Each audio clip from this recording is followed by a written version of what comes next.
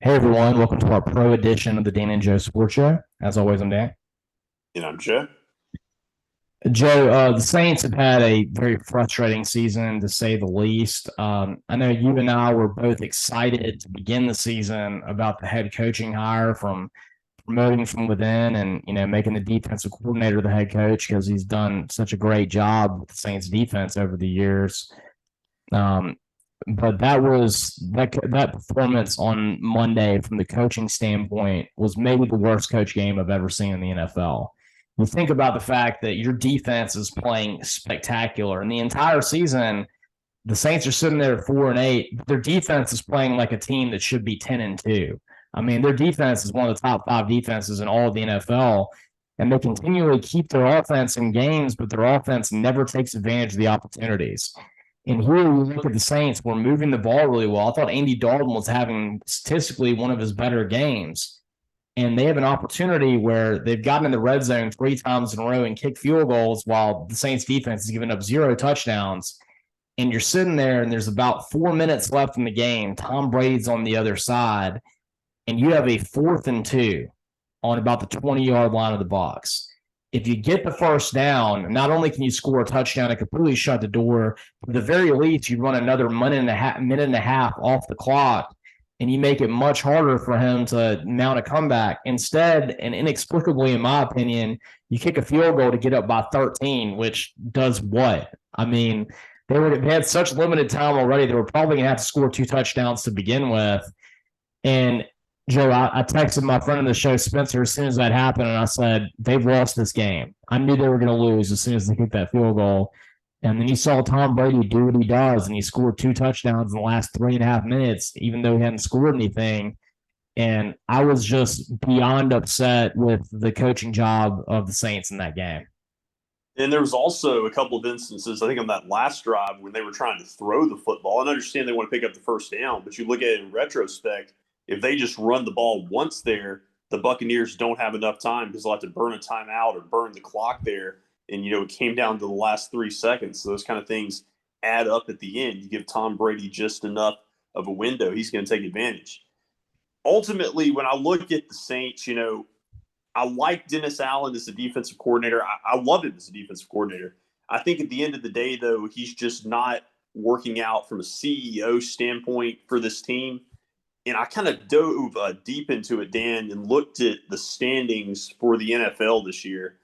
And I was kind of surprised when I realized that of all the good teams this year, record wise, there was only one team I could find. That's the Buffalo Bills that are coached by a defensive minded head coach. And they, of course, have a really good offense. You look at teams that have struggled this year with inconsistency. Think about even the Buccaneers with Todd Bowles, defensive coordinator, no longer have Bruce Arians. The Chargers have been very underwhelming this year with Justin Herbert. They're at 6-6. They have Brandon Staley, former defensive coordinator with the Rams. And so to me, this is a league-wide trend I see where defensive coaches, from a head coaching standpoint, just don't seem to be working out in the NFL. Well, Joe, I feel like that's kind of a trend you see across football in general because it seems like the guys who are generating the excitement and being better in college football lately have been the offensive guys, the Lincoln Rileys, the Deion Sanders. I know Kirby Smart's sitting there and doing what he's done at Georgia, but that's something that had been going on. I'm talking about within the last 3 years. I feel like the exciting new coaches have been the offensive guys. And then you go to the NFL, look at what Sean McVay has done.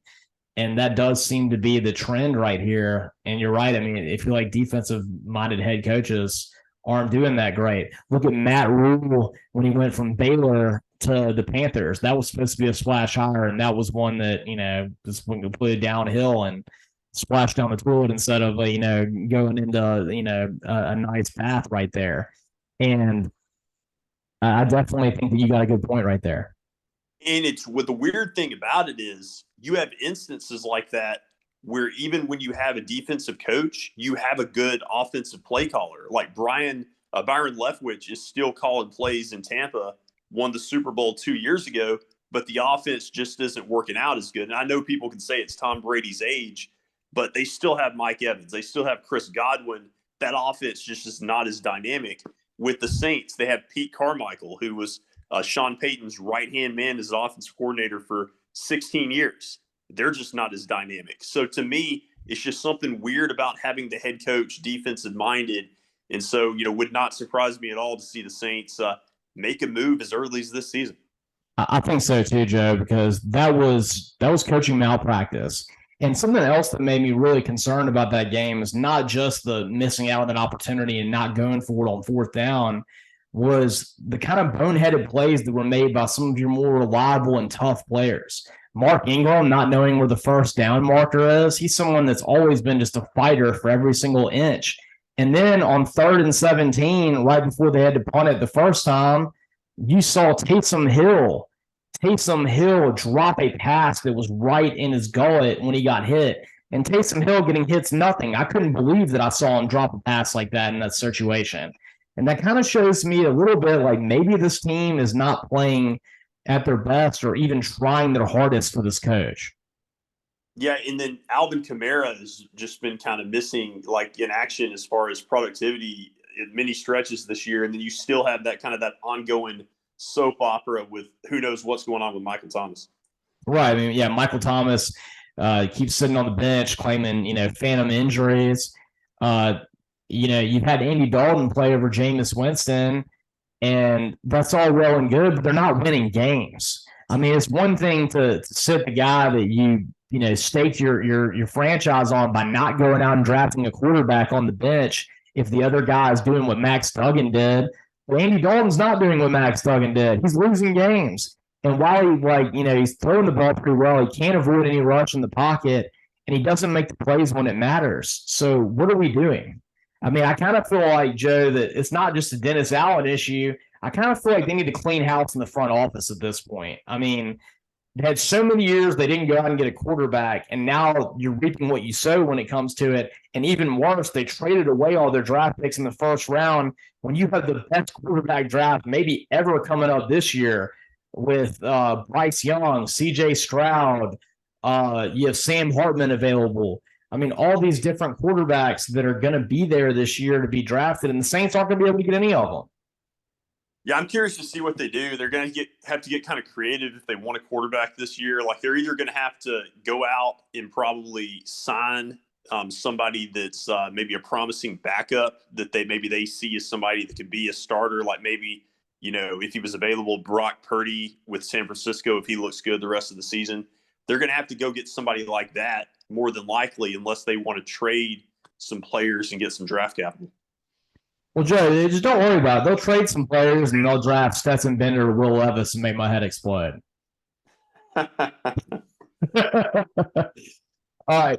Speaking of head exploding, Joe, there was a saga. I'm not going to say which team jersey I got in the World Cup because it's part of an ongoing wager that I have. But the last World Cup that we had, I'm a huge Argentina soccer fan. It goes back to a time when I met a bunch of people from Argentina and watched a soccer game with them, and I just thought they were the coolest people, and the experience was really neat, and that's why I've always liked them. So before the last World Cup, I bought myself a Messi jersey that I could wear during it.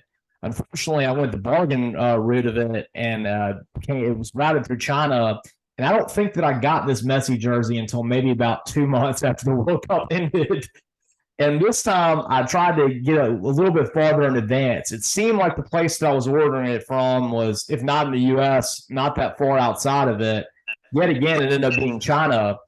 And this country that I ordered a jersey for is just a random thing with me and friend of the show, Kyle.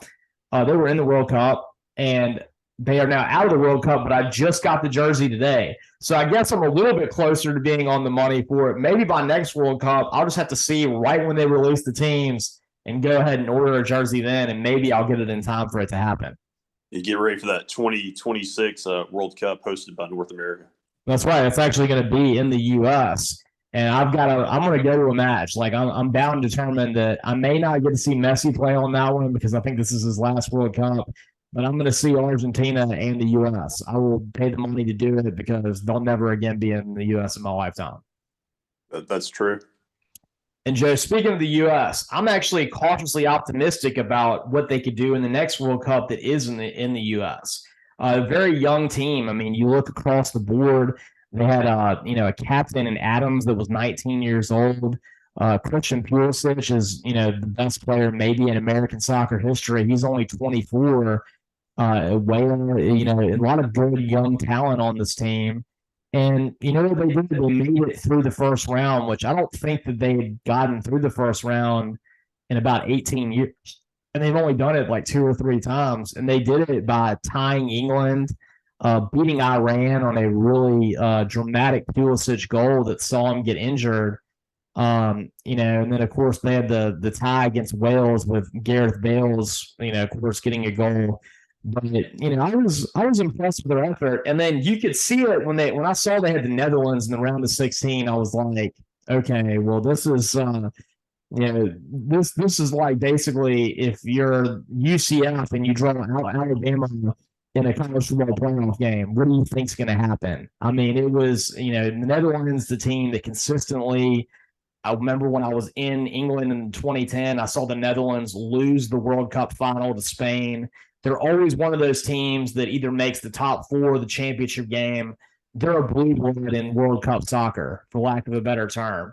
And the U.S. is kind of a middling program. And so I knew when that happened that it was going to be bad, and, it kind of fulfilled expectations. But the one thing I will say, Joe, is for a lot of the first half, the U.S. was the attacking team. They had the ball more, but I felt like they didn't take the shots when it was given there for them. And I felt like they had momentum, but they never seized it and tried to take any real aggressive actions. Yeah, no, I can see that.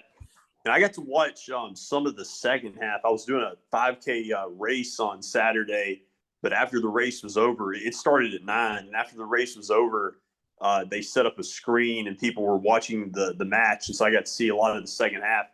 And I felt like when the U.S. pulled within 2-1, I was like, maybe there's an opening. You still got a little time, to try to tie it before stoppage time. But then, the Netherlands get that third goal, and that was just insurmountable at that point. But I guess the cool thing for you would have been, or the interesting thing would have been if the U.S. had won, wouldn't they have matched up against Argentina in the next round? They would have, that's right. And I was going to be really interested to see who I rooted for. I was going to root for the U.S., but let's just say I was not going to be upset at all if Argentina won. And speaking of which, Joe, Argentina yet again makes the quarterfinals. They're taking on the Netherlands. And, this is a big deal because, of course, 8 years ago, they made the finals and lost to Germany. And that was the year, of course, that I ordered the Messi jersey. And last time they lost in the quarterfinals to France. And so, now Messi last time he said that was his last World Cup. This time he's 38 years old. I think this actually legitimately is his final World Cup. And he's done everything. I think every single game so far, Joe, that they've had, Messi has scored a goal. So he's playing his best soccer right now. And now they get this Netherlands team that was just brutal. Their passing was great. I saw him that was one thing that I noticed that was like so much different between the Netherlands and the U.S. is that every single pass the Netherlands had was just right on point. It was exactly where the person wanted it to. And the U.S. was always just a little bit off, and it let the Netherlands catch up. But this Argentina team is a little bit different than the ones we saw in the past, where you felt like the supporting cast around Messi wasn't doing that much. While Messi's scoring a goal in every single game, it's these other guys that aren't really, it's not him and Di Maria doing everything. In the past, it's been either Messi scores the goal or Di Maria does. And now you're seeing Romero score the goal. You're seeing some other younger players really make a difference. And while Messi has scored a goal in every single game, he's getting more help from his supporting cast this year, which I think makes this Argentina-Netherlands game really exciting. Yeah, it could be really interesting. You see Argentina displaying, the depth with the roster more than just Messi. And I think, the Netherlands definitely showed that they're a deep team that can score and take a lead early against the U.S. Really want to see how this one plays out. Yeah, Joe. And I think something else that's really good for this Argentina team is that they went in there as, I think they're the number 2 overall ranked team. When you look at the FIFA rankings, you got Brazil number 1, Argentina number 2. I think the Netherlands is sitting there at about 8. And Spain was number 3, who got knocked out by Morocco. Was the very first match the Argentina had in the World Cup, they lost to Saudi Arabia 2-0, and which is the biggest upset in the history of the World Cup. And the good news is when you're in the group stage, you can still win the rest of your matches, maybe win one, tie one in advance. And instead of, being the crown getting knocked off Argentina's head and them, suddenly, bowing out, they emboldened and they played their best soccer. And every single game from there on, they scored at least 2 goals and won the rest of them in their group and made it through in shining colors. So I thought that was good for them to lose to a team like Saudi Arabia that frankly had no business even being on the same field as them. Yeah, it may end up kind of like you alluded to being the best thing that could have happened to them. Absolutely. And I think they're playing great soccer now. And Joe, when you look at the rest of the Elite Eight, you have really cool matchups. I think Argentina and Netherlands is great because, these are great soccer teams. And it's going to be just a good match on the field. You have cool rivalries, I think, in the rest of them. England and France. I mean, think about the history you have between those countries. There is old hate that sits there. They've been on the same side of different wars, but they fought against each other in a lot of different wars, and there's no love lost there. And, they've been at different points the main focus of the European empires. And so I think it's really cool to get to see them play each other. And, of course, England's got so much young talent with Harry Kane, and they've gone out and, with the exception of the U.S. match, really kind of beat up on everybody they play. And, of course, France, they won the World Cup last time with Mabala Mute. He's still on this team. And then, they also they've been really just like a lot of good young talent coming back from the last World Cup team. And I think this is going to be a great matchup right there. Yeah, I mean, it'd be really good, for all the reasons you stated. People that are they're casual fans will be interested, just if nothing else, with that England France dynamic. Yeah, and I said Mabala Mute, I'm going to say Mbappe. It's pretty close though. And then, one that I think is really underrated is getting to see Portugal and Morocco take on each other. I think that was cool how they had the bracket set up, because obviously they were going for seeing a Spain-Portugal matchup in the quarters right here. Getting to see Ronaldo take on Spain, who I thought was one of the dark horses of this. Spain won it back in 2010. They came in as the prohibitive favorite in 2014, didn't advance very far. But they're always one of the most talented teams. As I referenced earlier, they had the FIFA world ranking of number 3 going into this. Well, they lost on penalty kicks to Morocco, which that was a cool rivalry in and of itself, because I was telling you before the show, one of the dream trips I've always wanted to do is go to Barcelona, and you can take a day trip on a boat from Barcelona to Morocco to Casablanca, and I think it's only like a 30-minute boat ride. So there's a lot of history there between those two countries in proximity. But with Portugal being, just the coastal area of Spain, there's also a lot of crossover there. And I think that's going to be a really cool regional rivalry between the two of them. Also, kind of like what you get with England and France, where you have the Channel, where there's only 30 miles of the English Channel that separates England from France. No, that's true. That's true. And, that's kind of the inner dynamics, here at play. And I didn't even think about the possibility, too, that we could have had a Portugal-Spain matchup in the quarterfinals. I mean, I don't know if we could have taken that with England and France. I don't know if Europe could have survived that. But one matchup I hope happens at some point, I would love to see personally, would be a Portugal-Argentina matchup, to see Messi against Ronaldo and maybe both of their last World Cups. Joe, that would be incredible to have that be the final right there, because that's the biggest argument in the soccer world, is who's the best soccer player ever or right now. I mean, I think Pele still kind of has the mantle as the greatest ever. The greatest soccer player right now, it's an argument between Ronaldo and Messi. And I feel like it depends on where you are when you ask someone whether they think Ronaldo is better than Messi. It's a very split opinion. And neither one of them has ever won a World Cup before. And to have them go in, and that's for each of them, that's the only accomplishment they haven't had. They've won, they've won the Euro. They've won the Euro Cup. They've won La Liga. They've done all these different things. They've won every accomplishment there is you can have in soccer, except being a World Cup champion. So how great would that be to get to see maybe the two best known athletes in the entire world take on each other for the World Cup championship? That would be really cool. The only other one that would be better, Joe, is I think they have it set up to where Argentina and Brazil can play each other in the championship. Brazil is sitting there. They have a match with Croatia, who is that's a team that last year they made it to the final, taking on a French team with Mbappe and everyone that was much more talented than them. Croatia, fought to the very end and lost to a French team that was just better than them. Now they're taking on the other number one team this year in Brazil. And so you could have a matchup between number one Brazil and number two Argentina in a rivalry that is basically the Iron Bowl. That's why I think that's another reason I fell in love with Argentina, because they remind me of Auburn.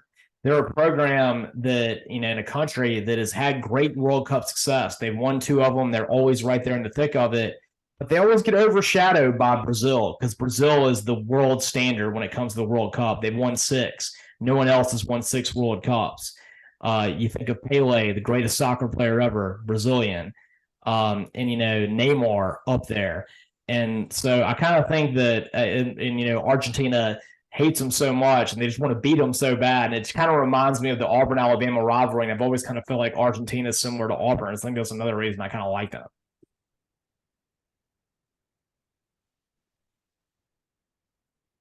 And so, yeah. So, and, we almost had that. We almost had that Brazil-Argentina World Cup final in 2014 when Germany, defeated Brazil in the semifinals. Right, and then that's what we kind of thought we were going to see it. And Joe, that's something that's never happened in the history of the World Cup. And I think it's kind of setting up for one. Wouldn't that be the greatest thing ever for Messi in his last World Cup to actually beat Brazil to get it? Because I remember when my wife and I were in Argentina for our honeymoon, there was a cab driver that I had that just hated on Messi so much because of the lack of World Cup success he had. He was just talking about how he can never live up to the coach of the team that Messi was on that made the finals right there, who actually won the World Cup for Argentina back in the 80s with the hand of God one where he actually hit it in with his hand when he wasn't supposed to. Yeah, no, that's true. That would be quite the end, to his illustrious career. It is. So we'll see. Like I said, World Cup is a very exciting thing. And I think it's been a really good thing for Qatar to have this opportunity. And I think a really star-studded, great group of 8 we have with, like I said, really awesome matchups, both on the field with Netherlands and Argentina, and then also just great rivalries when you think of the proximity and history between England and France, and then the Portugal and Morocco. Yeah, it will be very intriguing to see how it plays out. It is. Looking forward to watching it this weekend. And we can thank everybody for listening to our show. You can catch all of our episodes on Spotify. Look up the Dan and Joe Sports Show on Spotify. You can subscribe to our YouTube channel, the Dan and Joe Sports Show YouTube channel. You can also follow us on Facebook and then like us on Twitter at DJ Sports Show. And as always, I'm Dan. And I'm Joe.